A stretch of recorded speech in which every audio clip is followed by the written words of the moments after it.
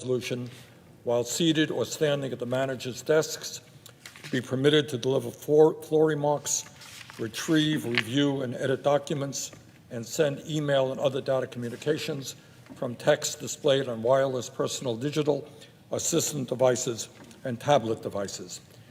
I further ask unanimous consent that the use of calculators be permitted on the floor during consideration of the budget resolution.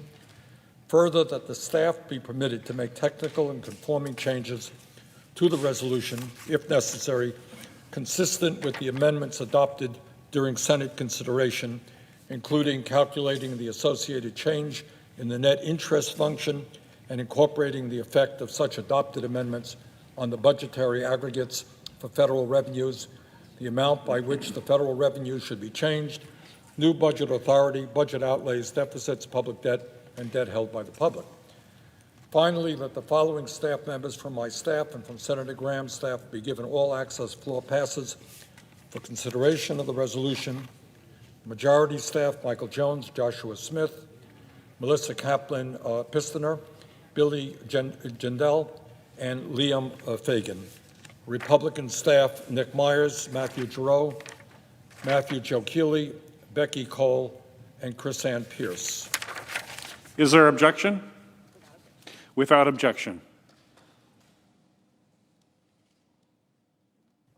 Mr. President, I ask unanimous consent that there be 2 minutes for debate equally divided prior to each vote during consideration of S-Con Res 14. Is there objection?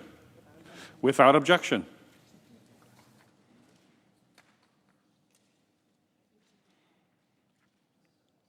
President, let me begin by thanking President Biden and Majority Leader Schumer for their leadership in the arduous process which has gotten us to where we are right now. Mr. President, I do understand that many of my Republican colleagues are in a bit of shock. They're in a bit of shock now.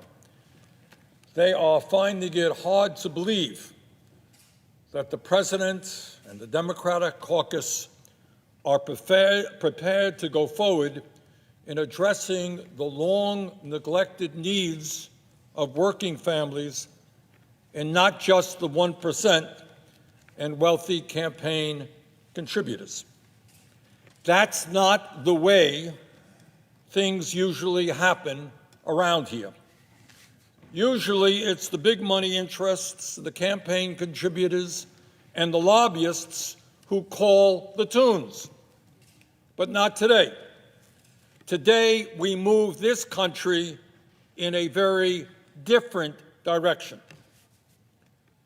Mr. President, the American people are sick and tired of growing income and wealth inequality in our country, where 2 people now own more wealth than the bottom 40%, where the top 1% owns more wealth than the bottom 92%, and where 45% of all new income has gone to the top 1% since 2009. In other words, the people on top are doing phenomenally well. Meanwhile, while the very rich have become much richer, the gross unfairness of our current tax system has allowed in a given year some of the wealthiest people in our country and some of the largest and most profitable corporations to not pay a nickel in a given year in federal income tax, not 1 penny. Well, that is about to change. The American people want a government which represents all of us and not just the few.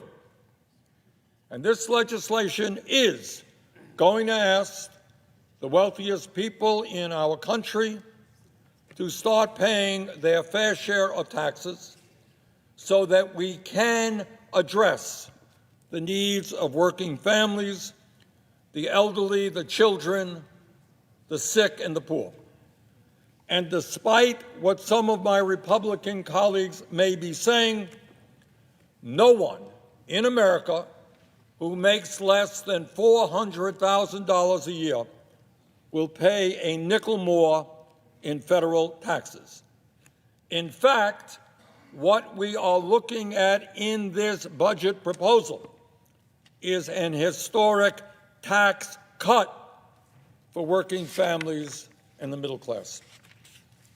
Further, and importantly, at a time when California is on fire, when Oregon is on fire, when Greece is burning, and when countries throughout the world are experiencing unprecedented drought, which will clearly impact food production, this legislation begins the process of combating climate change so that our kids and grandchildren can live in a country and a planet which is healthy and habitable. It would be immoral and an absolute dereliction of our responsibilities as elected officials to do anything less. We cannot ignore climate change any longer. Now is the time for our great country to lead the world out of this existential crisis. And by the way, as we address the long-neglected needs of working families and as we combat climate change, we are going to create millions of good-paying jobs, many of them union jobs.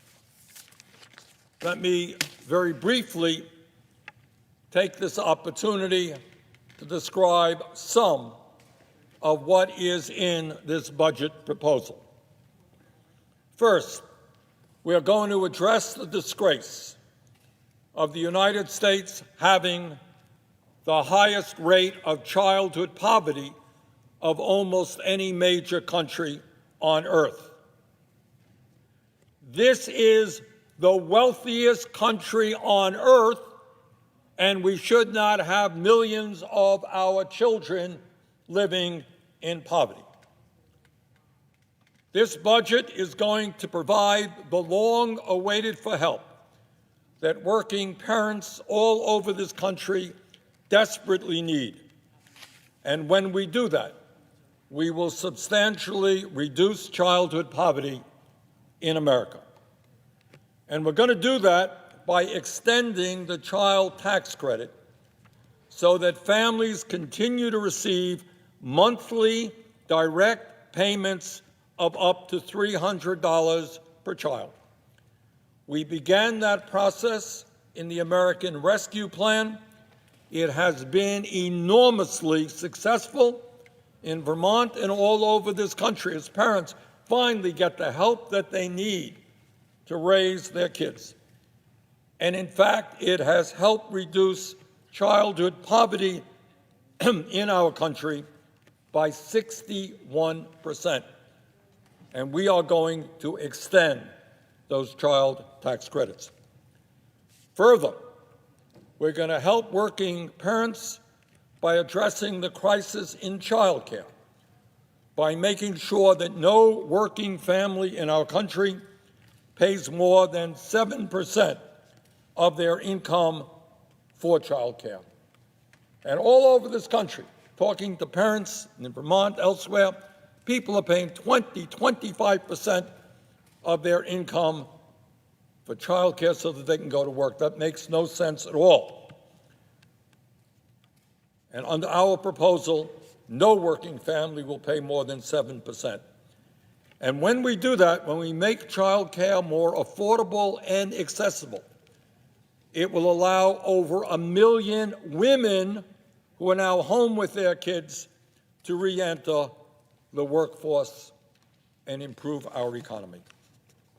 And further, in terms of addressing the needs of our working parents and their kids, We will expand public education by providing universal pre-K to every 3- and 4-year-old in the country.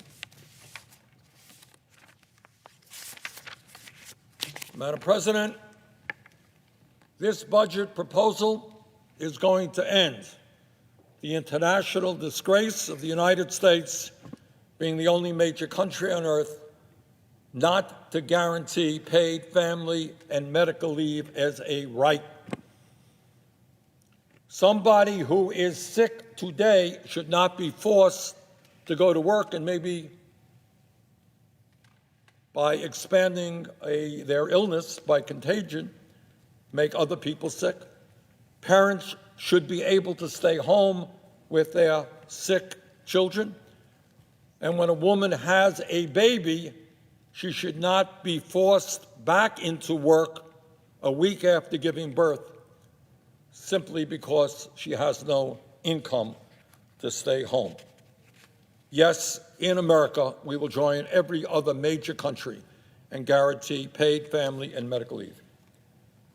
And Madam President, we will begin to address the crisis in higher education by making community colleges in America tuition-free.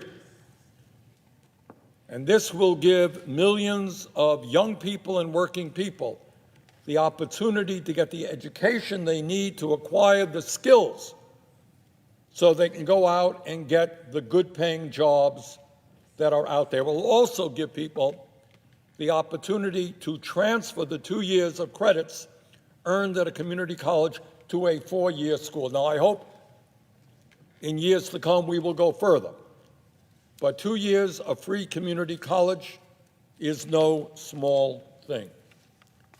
Madam President, this budget proposal begins the process of taking on the greed of the pharmaceutical industry and saving taxpayers hundreds of billions of dollars by requiring that Medicare negotiate prescription drug prices with the pharmaceutical industry.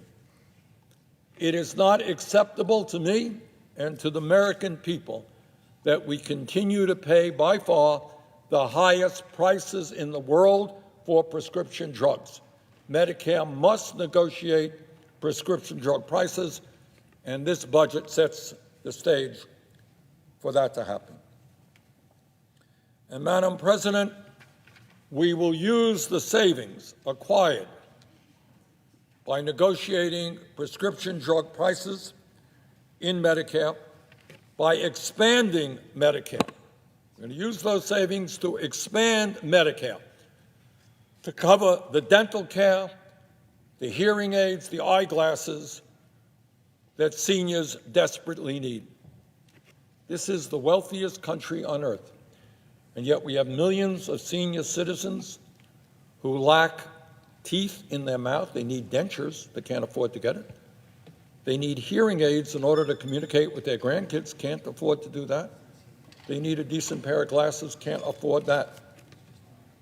And in terms of health care, we will also substantially increase the number of doctors, nurses, and dentists who practice in underserved areas and expand the community health center program into new areas as well. Madam President, this budget proposal will combat homelessness in America and address the reality that nearly 18 million households are paying over 50% of their limited incomes for housing through an unprecedented investment in affordable housing. We will ensure further that people in an aging society, we're getting older as a society,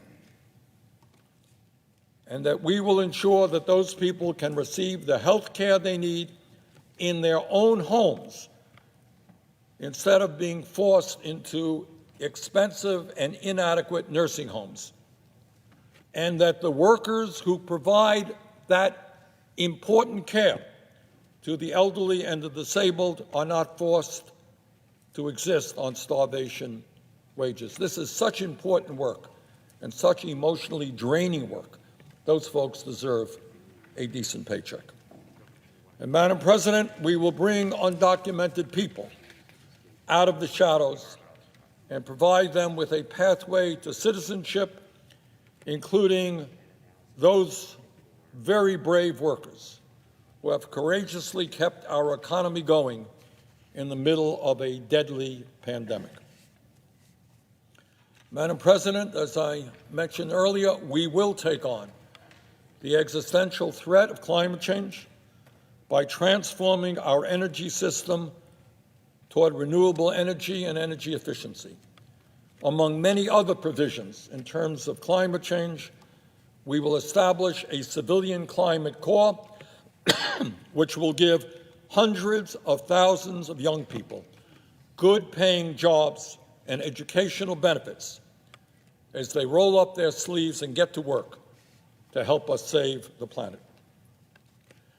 This budget proposal, will make it easier, not harder, for workers to join unions in America. Madam President, my Republican colleagues are upset that we are using the reconciliation process and only 50 votes to pass this budget. They're very upset about that. But let us be clear. This idea of using reconciliation is certainly not a new idea. When Republicans controlled the Senate, they used reconciliation to pass trillions of dollars in tax breaks to the top 1% and large corporations.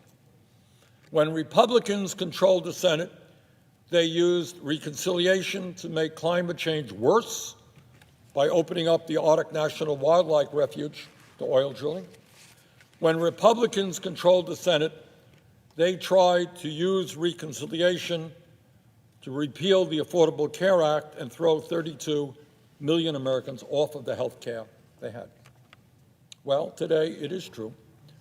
We will also use reconciliation, but we will do it in a different way. We will use it to help the working families of our country and not just the wealthy and the powerful.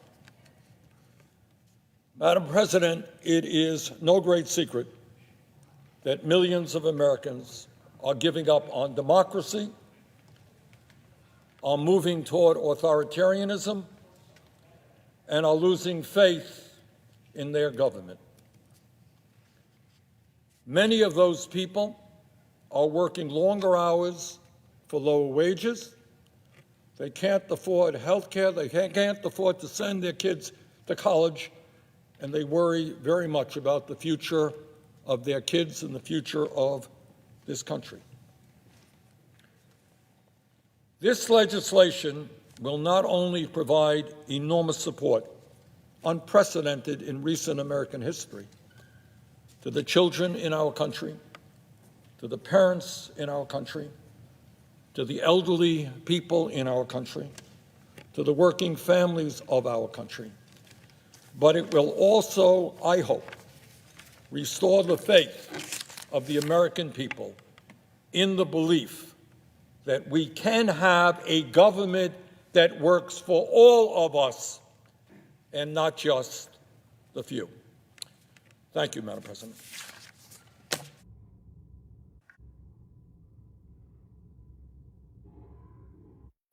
Hey, Madam President. Senator from South Carolina. Thank you. Good to see you back. Good to be back. Thank you for the inquiries about my